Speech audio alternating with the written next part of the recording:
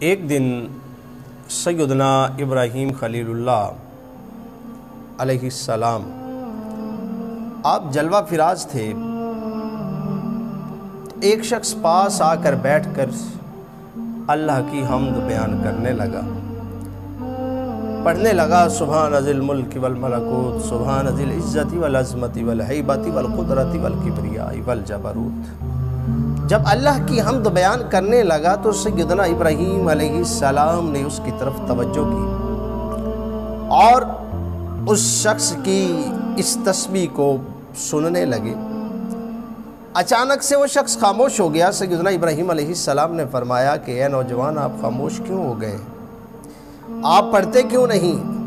کہا کہ میں پڑھوں گا تو صحیح، لیکن آپ مجھے اس کے بدلے میں دیں گے کیا؟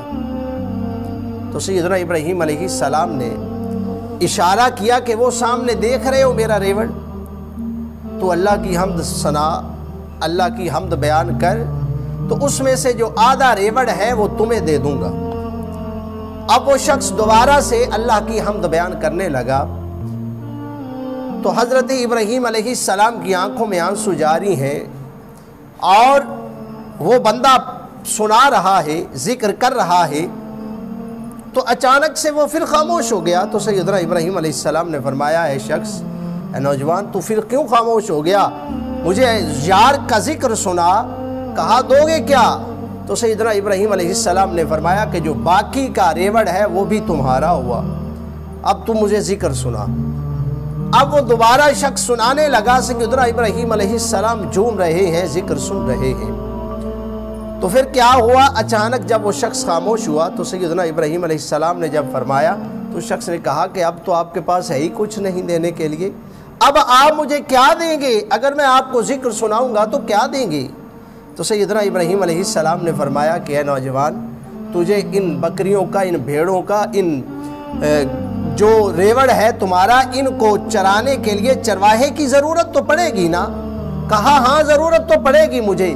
کہا تو ابراہیم تیرے ان ریوڑ کا چرواہا بن جائے گا، ان کی دیکھ بھال کرے گا، تو بس اللہ کا ذکر سنا۔ جب یہ بات کہی نا تو اس کے بعد وہ کہنے لگا کہ اے ابراہیم، میں تو اللہ کی طرف سے ایک فرشتہ آیا تھا تجھے آزمانے کے لیے کہ اللہ کا خلیل تجھے بنایا ہے، تو میں نے اللہ سے اجازت طلب کی کہ مولا میں تیرے خلیل کو آزمانا چاہتا ہوں، تو کیا تیرا خلیل جو ہے وہ تیرے ساتھ اتنی محبت کرتا ہے؟ تو سیدنا ابراہیم علیہ السلام کو جب یہ سارا کچھ کرتے ہوئے دیکھا نا تو اس نے کہا کہ واقعتاً ہی آپ کی محبت جو ہے وہ لازوال ہے، اور آپ جیت گئے ہیں ابراہیم علیہ السلام۔ آپ اس جو میں نے آزمائش کے لیے آیا تھا اس آزمائش میں آپ جیت گئے ہیں، آپ کی محبت بھی جیت گئی ہے۔